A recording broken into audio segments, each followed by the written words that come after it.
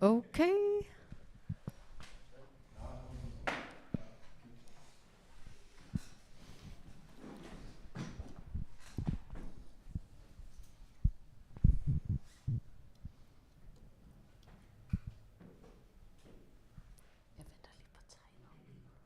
Jeg venter lige på tegn fra Marius om, at vi er...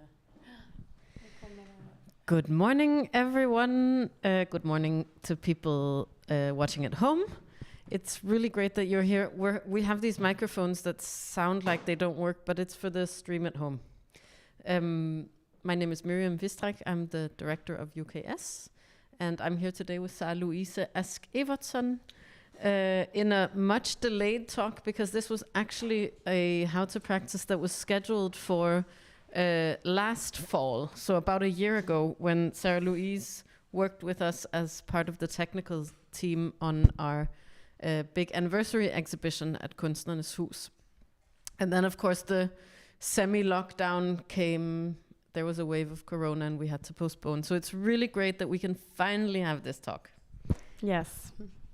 I'm just... first, I would like to say thank you to Bo for hosting us. And I'm just also going to say that we're in a group exhibition called Oslo City. Oslo City is a concept by Hedda Grevle-Ottesen. And this exhibition is quite big, actually. It's 17 artists curated by Admir Batlak and Margareta Abeshu. And it just opened on Thursday. So everyone has time to come see it. It's an exhibition that looks at the intersections of art and fashion, which is also a good introduction to you, Sara-Lovise. But before we come to you, I'm just going to very quickly read out the UKS's ethical guidelines. So, the so-called driving rules for UKS conversations are as follows. Please interpret each other's statements to the best of their intentions. Please do not attribute opinions to one another. Avoid personal attacks. Avoid master domination techniques, or herskerteknikker, which is a very Norwegian word. Listen to and acknowledge personal experience. Please talk to, not about, people. And please respect the right to define one's own group affiliation and identity.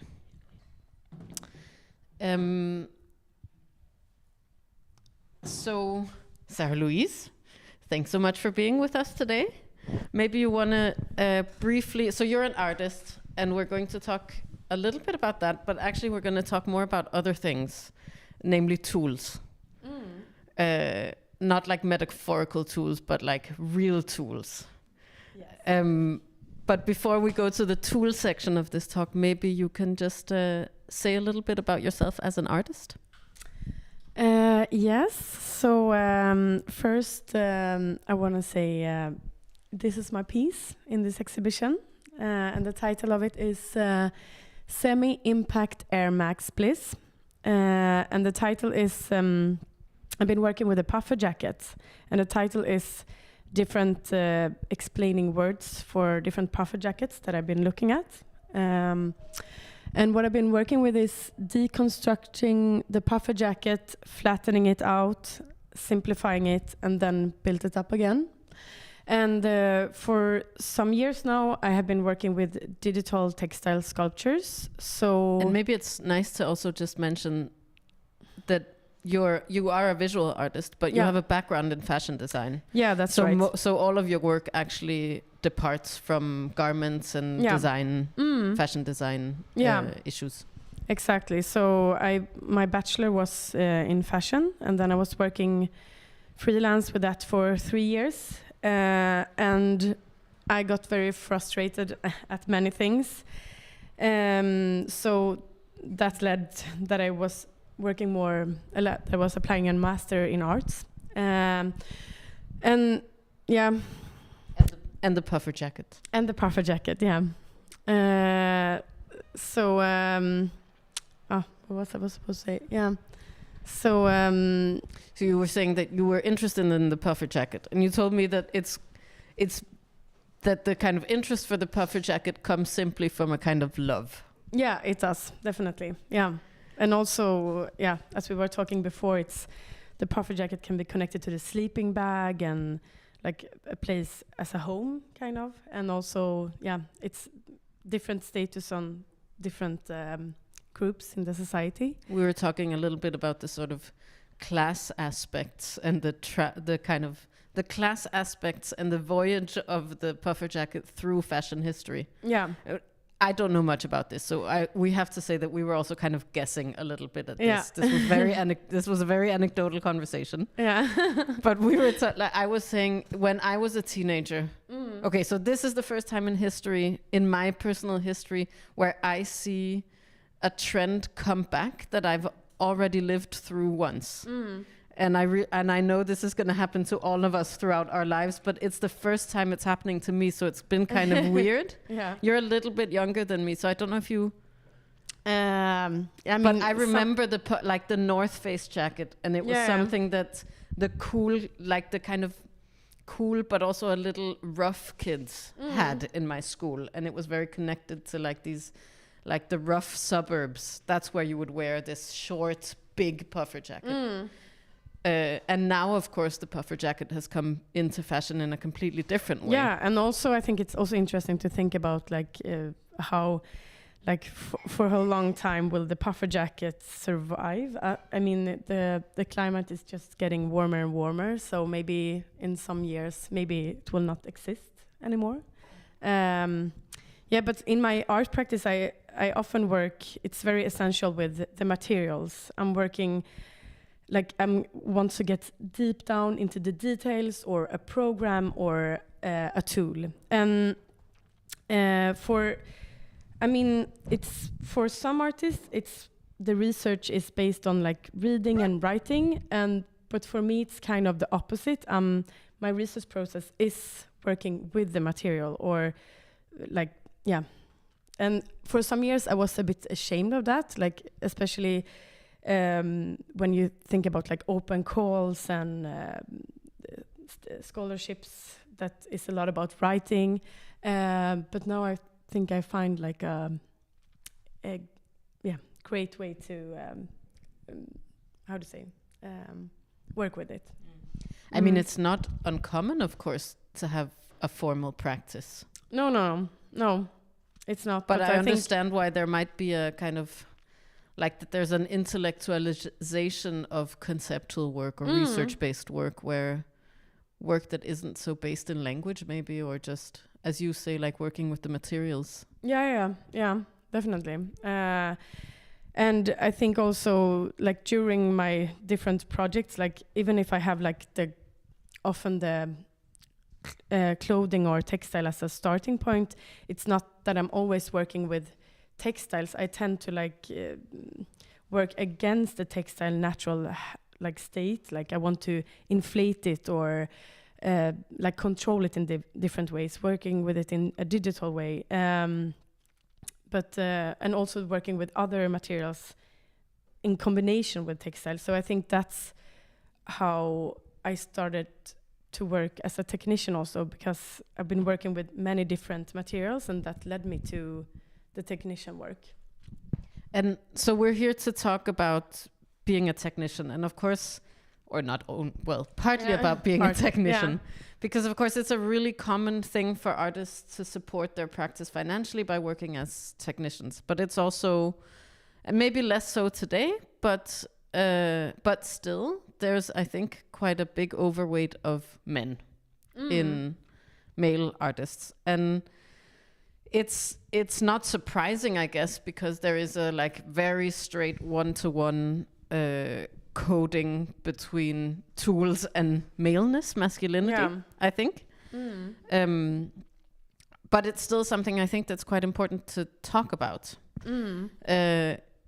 I think when we talk about diversity in organizations, often we also look there's again, luckily this has changed somewhat, but we say, oh, we have so and so many women, so and so many people of color, so and so. But of course, we need to also think about how those gender and ethnical lines divide across the types of labor that's being done in the institution. So in all of the museums I worked in, it was all the white educated, highly educated people in the administration and all the brown people in the cleaning staff, of course. So that's very common.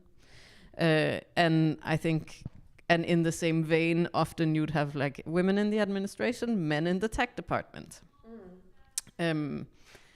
So this is an attempt to think a little bit about why that is, and potentially how it can change, although it's probably quite long. And I have to also, I need to say this for my own feeling of, I need to admit, I'm a total noob with tools. I can't do anything. So I'm going to ask all the stupid questions from Sara-Lovise. So maybe you want to say, yes, how did you start doing this work? I started actually to assist Ivan Galusin's solo show. And that led to that Ivan and Glafira Serionova was actually curating a outdoor video exhibition here it was Boa's satellite program, I think. Or Bo's satellite program. It was here at the Kontorskäret. So we were building this outdoor video exhibition in November. It was like raining, windy, everything. And that led to another thing. And then, I started to work at Kunstnernes hus as a technician there and Astrup Fearnley. It was through people was recommended me to. And how did they know to recommend you? How did they know you had skills? Because they've been working with me, and I don't know. It's. I think at my masters, I was trying so many different tools. I was welding in the wood workshop. I was in all these different workshops, and also pattern construction is not that. It's not actually so far from working with wood. It's the same kind of way of thinking in construction. And did you learn this stuff at home too? Yeah, I mean how do you learn this stuff is my question. Yeah, it has been. I mean, for me, it has been I've been working with different materials and tools almost. I mean, since I was a child, remaking furniture or my room or so many times, but also mostly from my bachelor and my master, and just I think just try different tools and not be afraid of using them, and of course YouTube, and just be very interested in it. Do you think there are certain personality traits that are good to have to work with this in this field? Oh, I'm not sure, but I'm thinking some desire for precision is probably good. Yeah, of course, yeah. And I think that is one of the things that I like the most with the working as an art technician. It's that you can. It's allowed, or it's really nice if you really love the details, and that you can be really, really precise and moving one thing like 1 centimeter. That is really meaningful. To be precise and I just not afraid of using the tools, I think. And also, if you come in with one knowledge, you don't have to be good at, of course, everything. But if you come in with one knowledge, you can exchange skills with your colleagues. Was it scary, or were you nervous when you started this work? I mean, I was a little bit nervous when I was starting at Kunstnernes. But it passed over pretty quick. I met someone the other day who said that when he started his first technician job, he basically didn't know anything. He was like, I can maybe like drill a hole in a wall. That's kind of what I can do. Yeah. But, you know, he just did it anyway, and then he learned a lot on the job. Yeah. And this made me think a little bit about this. You know, I think I've heard tons of times that men are much more likely to put skills on their resumes that they might not really have. Yeah. Or like they'll see a job, they'll see a posting, right? And it says you need to be able to do these things, and they'll be like, yeah, I can do that. While women are like, no, I can't really do that. No. I have to practice first. And you know, it's of course, it's a bit of a truism, but I personally try hard I try to be more like a man when I apply for things. Yeah. Or like be more like that stereotypical story of the man. To like have the... I know that this is a very binary talk we're having today, but but I think it can be generative as a kind of way to think. So I was wondering a little bit if you had any of those feelings, or if you were fine. Any of like these imposter syndrome feelings, I guess, of like, I can't do this. I mean, one thing that was very important for me when I started was, I mean, I could handle a drill, but I was working, but it was like, you know, because often it's like many people holding things together, and then one person is like making using the drill. So I wanted to be really good at making a really perfect hole. Yeah, it's a perfectly drilled hole. But and do you think then because then I know that you told me you practiced drilling holes at home. I practiced a little bit. Yeah. Do you think it helped, like, with your status in the technician group then, that you were good at drilling perfect holes? Yeah, maybe. I'm sure there are like things that bring status in a technician group. Yeah. I'm not sure what those things are. I think, I mean, for example, at Kunstnernes Hus, it's like, now we have been working with each other for a while. We are 5 people who's working there, and now we know a little bit like, okay, that person is good at that, but we are still at the same time, I think, learning each other, and but I think the status is, it's just good to have like one thing that you are really good at, and then you can develop other skills around that. Or another way to say it, maybe one thing you feel very secure or certain about that doesn't make you nervous, and then you can kind of branch out. Yeah, exactly. That you have that you are comfortable in, or having great So I forgot to say this at the beginning, but if you have any questions, please feel free to ask. And we also brought along the bowl, the question bowl. If you have questions but you don't feel like getting up in front of the audience, you can write your question on a piece of paper, and we will bring it up here. And the bowl will be circulating throughout this talk. Shall we hear if there are any questions? Are there any questions yet? No questions yet. Okay. So, you've brought along your 3 favorite tools today. Yes, I did. Can you show us? Yes, of course.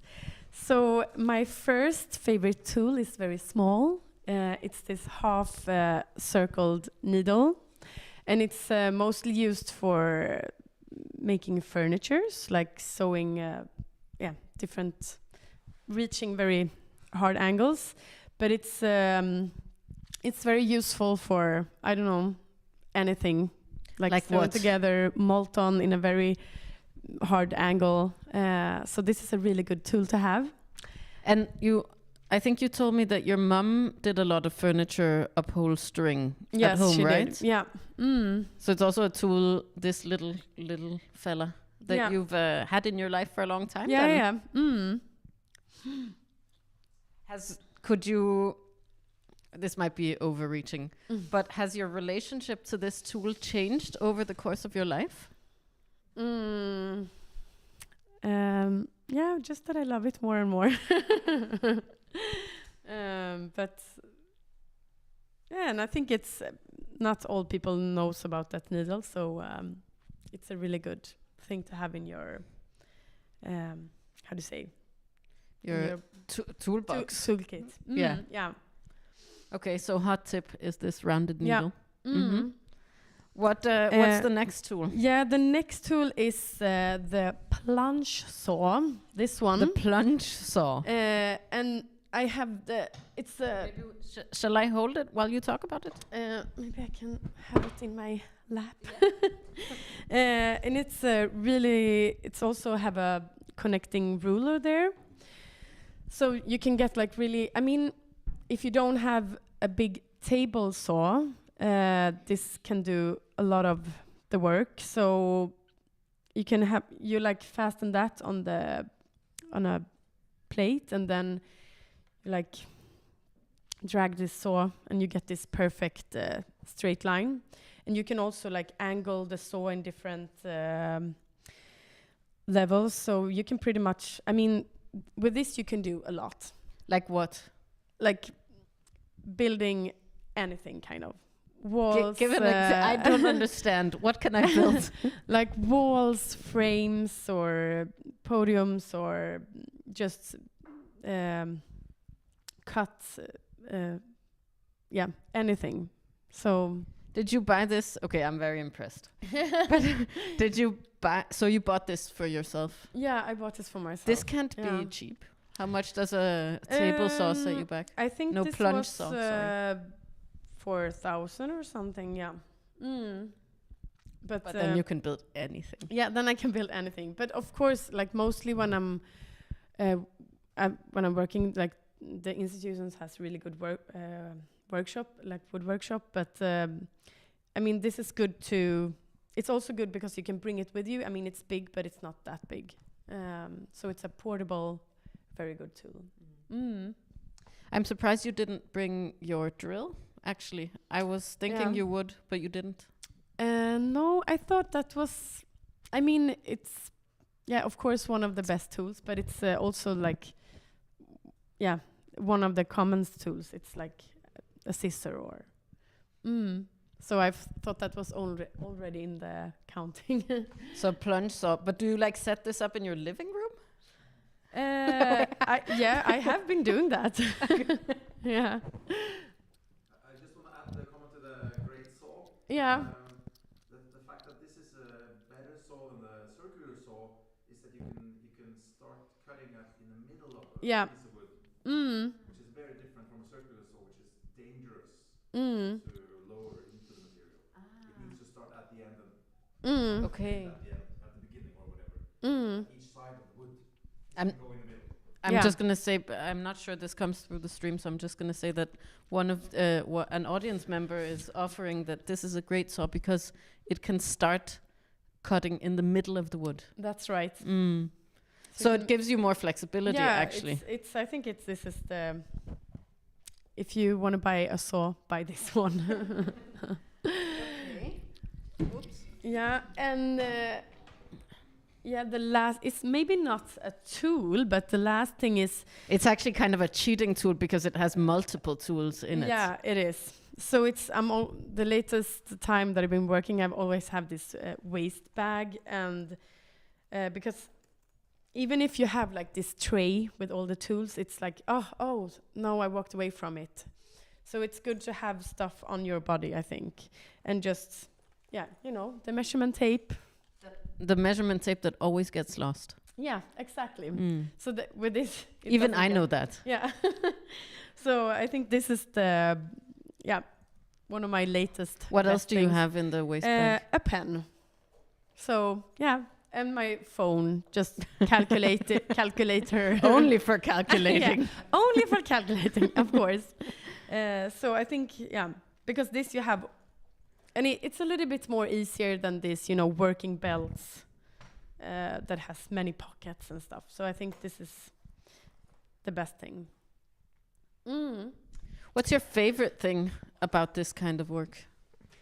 Oh, it's many things. It's that I get to know the artist and meet the artist. It's really nice and interesting, and often it's like artists that is older than me and been working for many years. So it's really nice inspiration, and then some you get friends with and continue like talking with. And it's also that you are allowed to be very, very accurate and very precise. I think that's one of my best things. And I think the whole, it's just interesting with the whole this process around it. You unpack one art piece with a conservator, and that takes 1.5 days, and then you unpack this or install the same art piece with the artist, and that takes 1.5 hours. And it's these different variations, and it's a lot of inspiration, I think. I've always been kind of, or not always, but I have this ongoing,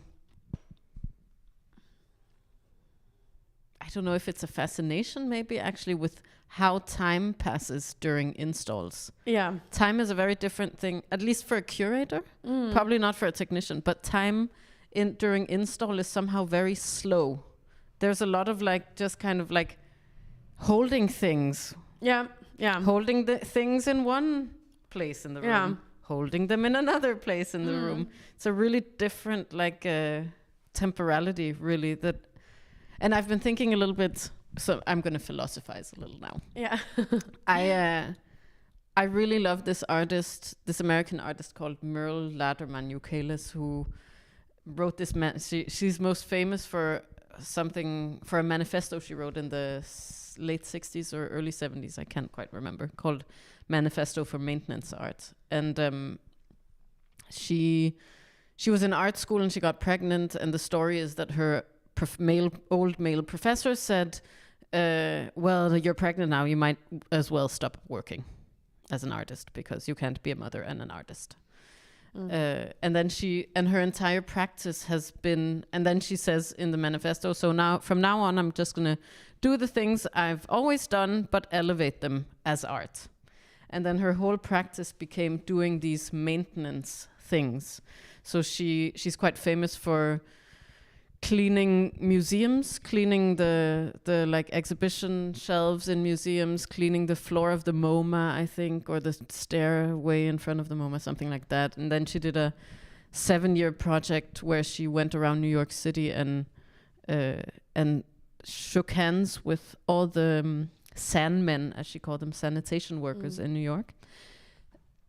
And a lot of the kind of work around her, or the thinking around her, and also I think what inspires me in her work is that she makes visible all the invisible things that keep the world running. Like all the stuff that you don't normally see, like you don't think about who's picking up your trash, but if it wasn't done, then we would be really, we'd really be in a sticky spot. And there's something about like technician work is kind of the same thing. It's this invisible labor that's often, it kind of works because it's invisible, right? Like if something is like 1 centimeter off or less, then it really makes itself known and it's bad. Yeah. Then you've done a bad job. Yeah. So in a way as a technician, you're in the business of making yourself invisible. And often so that someone, for example, the curator, can go in and claim the glory or claim the honor of making an exhibition. But putting up exhibitions, I'm a curator. I physically would not be able to mount an exhibition because I'm an idiot with tools. yeah, and I think that's really interesting in technician work as well. Yeah, it is. That there's a power relationship is what I'm trying to get at, of course. Mm. Yeah, because that was maybe you want about tools, you talk about gender. I'm thinking about class because what you're talking about now, the invisibility, is very related to class, which again is related to tools. You have to, kind of be invisible.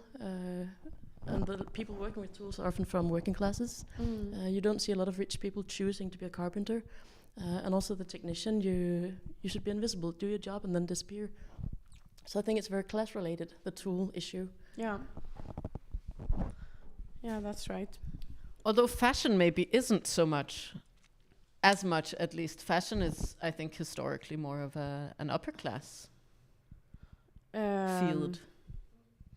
Yeah, I mean, maybe outside where the school costs money, it is definitely. But in Scandinavia, where it's free, then it's maybe more different, I would say. Yeah. Any other questions or comments? Is there any? Yeah? Hang on. Yeah, you mentioned that working with wood and working with fabric was kind of similar, and I kind of got stuck on that. I was very curious in how how do you sense that those materials work in the same way? Because I'm like Miriam, like I'm not very handy. I would think they're completely different. So would you like to elaborate a bit more on that? Yeah, I mean, of course it's very different because wood is not stretchy and fabric can be very stretchy. But what I meant with that was it's more like construction-wise, it's kind of the same. I think maybe you have to explain to those of us who don't know exactly what that means. So, for example, when I am like sculpting or I'm working with pattern construction, and pattern construction is a flat 2D. I draw on this paper and everything is flat, and then and so it's kind of. I think that is the same thing. It's this flatness as the same thing as like cutting out in wood, and also it's a lot about measurement, like measuring. Does these two fits together? Yes, they does. But of course, there is a lot of difference between textile and wood. But there is also a lot of similarities, I would say, at least in construction. I think also maybe because in my practice, I've always, since I'm always like stuffing the textile or stretching it or trying to control the textile, I almost never works with draping. I think that is also why for me it's very easy. The simulation, easy to transfer that knowledge into wood. Because you wouldn't need that when you're working with draping? Draping is, I mean, of course you can drape in different ways, but draping is... and maybe you need to just, for those of us who might not know, what exactly is draping? So draping is that you have a piece of textile and you like needle up so it falls in different ways, and then you make a seam so it sticks that way. So that is more, how to say, so you're working with the fabric. Yeah, working with the fabric rather than against it. Yeah, exactly. So that was what I was meaning with the construction part. And maybe it's also in my practice that I've often been like, maybe I built this cardboard box, but then covered it with textile. So, yes.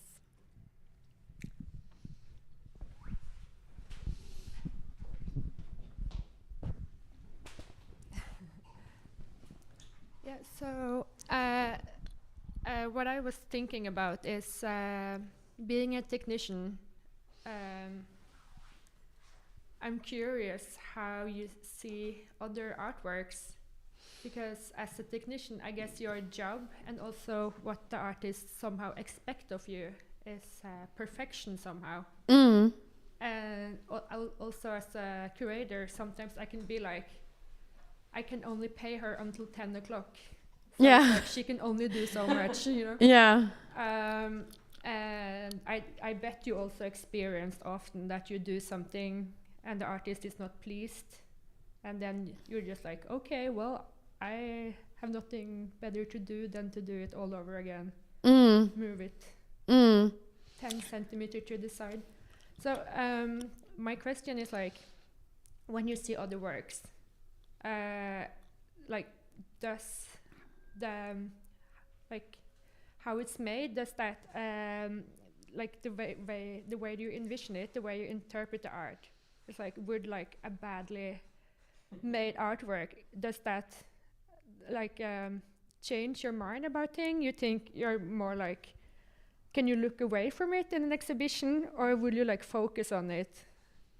Do you understand what I mean? Like an Arbeitsskill. Yeah, or just like I can't like be neutral to this artwork because it's like Yeah, I mean,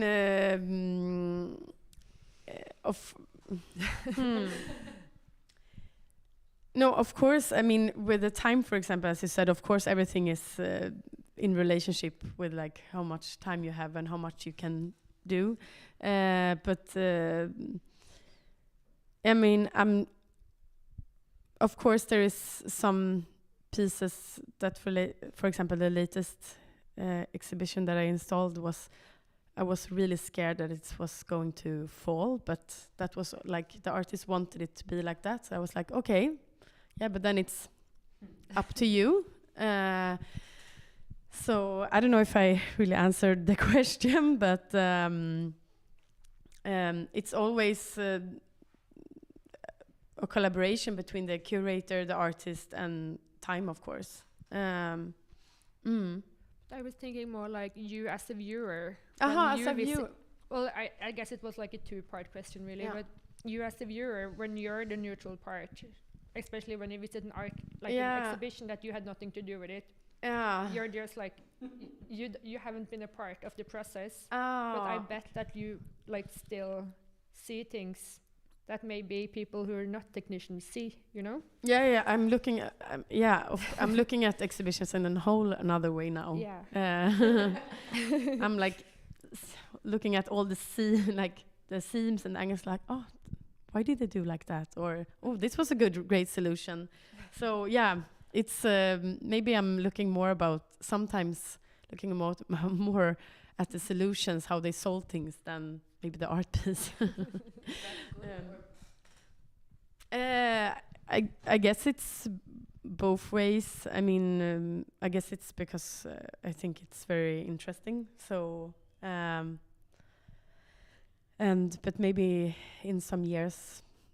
But also it gets me ideas how I will work with my own stuff as well. Like how can I solve things and different techniques, and so I think it's mostly a good way. Yeah. And I think it's also very important that it's that it is installed in a really good way. Are there any other questions? Are there any questions in the bowl? No questions in the bowl?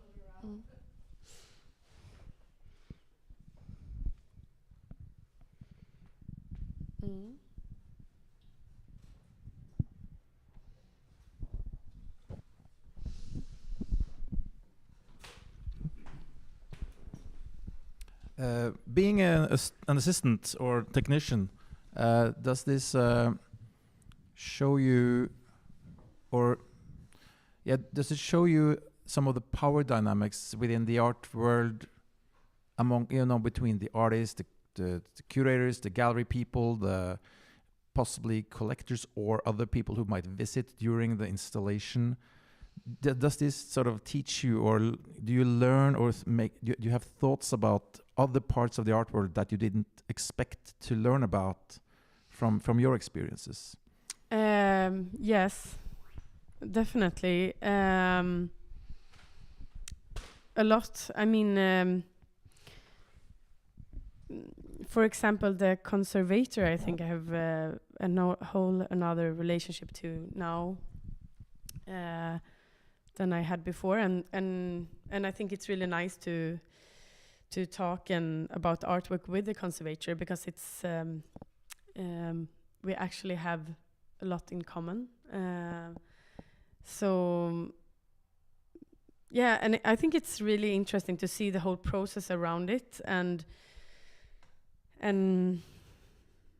also, I mean, like for the last exhibition that I installed, we were like 10 people installing one art piece, and it's interesting how, like, I mean, if I would have done it myself without anyone, because we had like a conservator on the on like, how to say, on the phone watching us while we were doing it, and at the same time we had 2 conservators in the room watching us again, and pictures were taken from every angles, and we were 5 technicians also. So and I think that relationship is really interesting, and how much I think it's like how much time that takes, and in my opinion it could have been done with 3 people.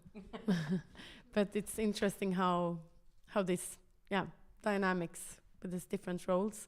Of course, I mean, I'm not saying that the conservator is not an important role. It is a very important role. It's just when you are like, because this was a piece that was borrowed from an institution in US, so like all these steps that requires more and more people involved, and I mean, it feels sometimes that I'm not doing that much in those situations because it's so many people. But I think that is really interesting too.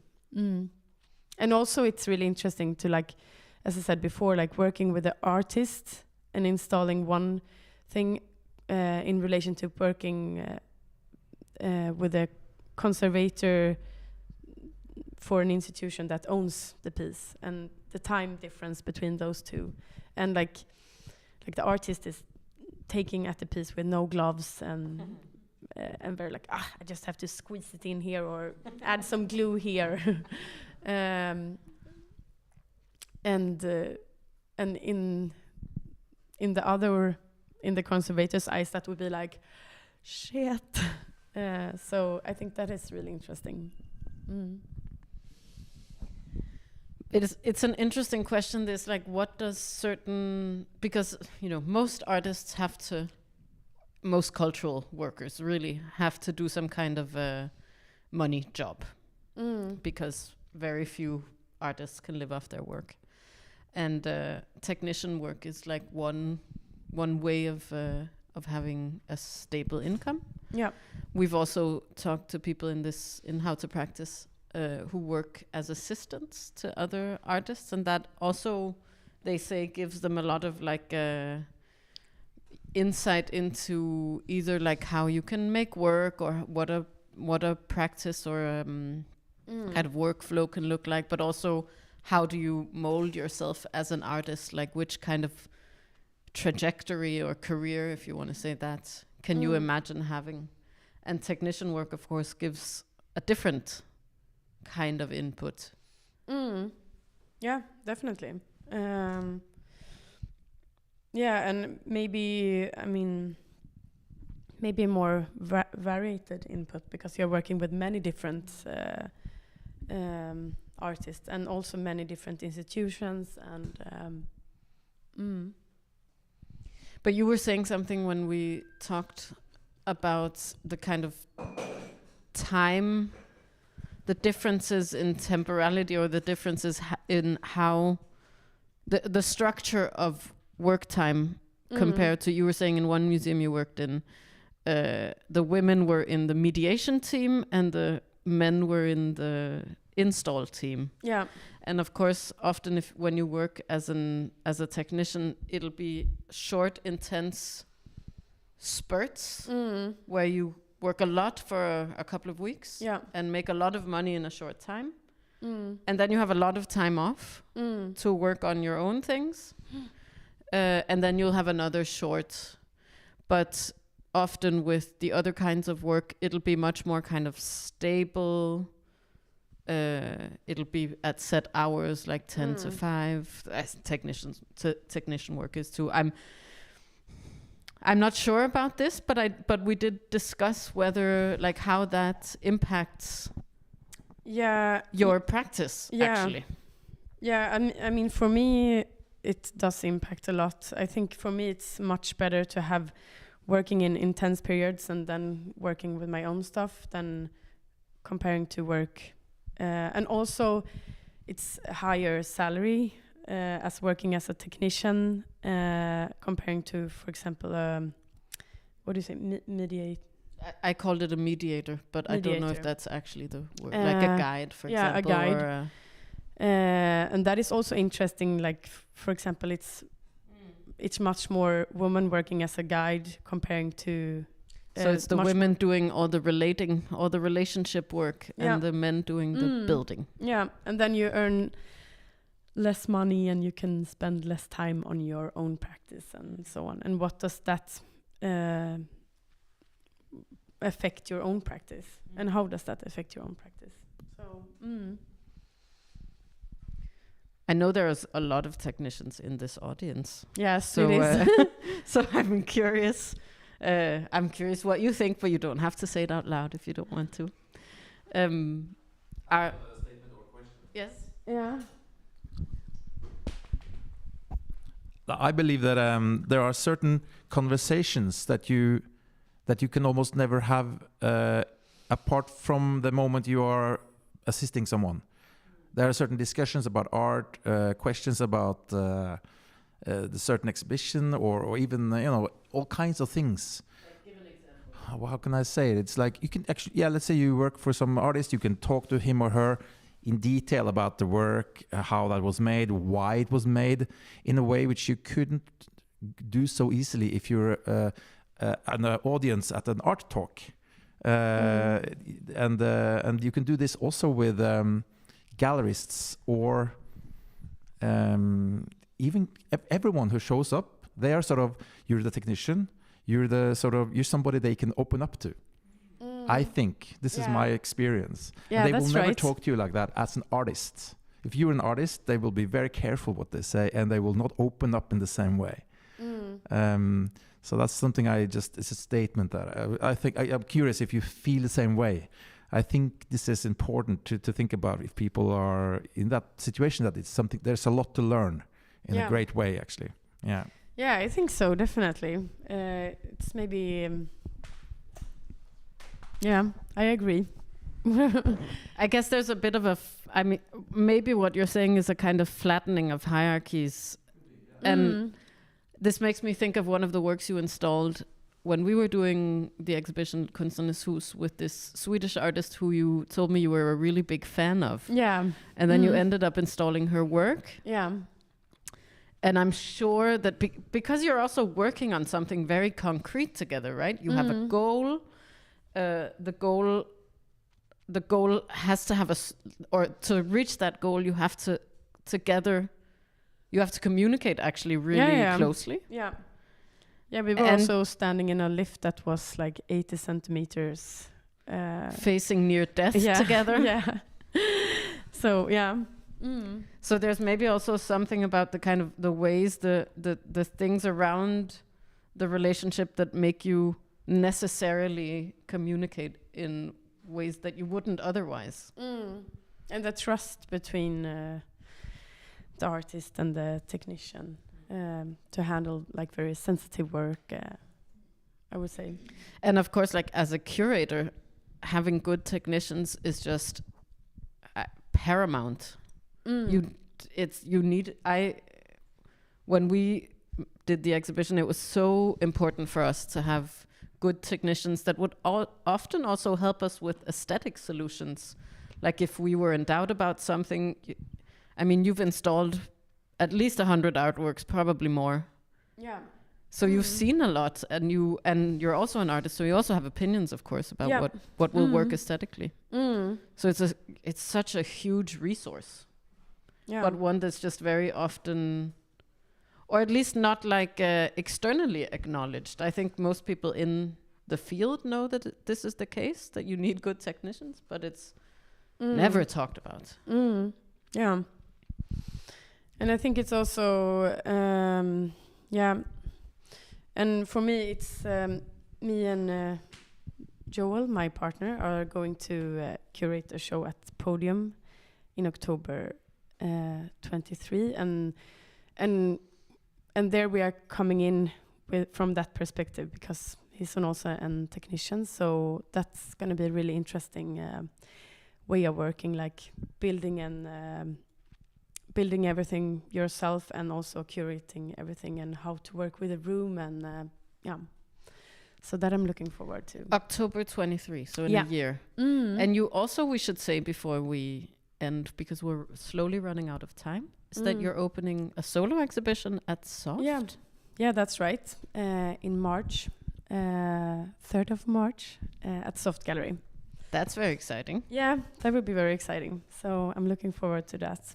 So before we end, you have promised to give 3 tips for women or other people who want to get into technician work. So the first tip is find your skill. And with that you can, as I said before, and with that you can like elaborate in other skills. So like get really good at drilling holes. Or something else. Yeah, or something else. And the second is... And you said practice at home, right? Yeah, practice at home, or like if you don't have tools, you can go to Fellesverkstedet and just use tools there, or lend tools. Just get comfortable with the tools, I think. I would say that was my second and my first. And the third is, be very precise when you're working. Like, care about the details. Good tips. Thanks everyone for coming. Thank you again to Bo. Thank you to you, Sara-Lovise, for being here with us. Me. And see you in March. Yeah, see you in March.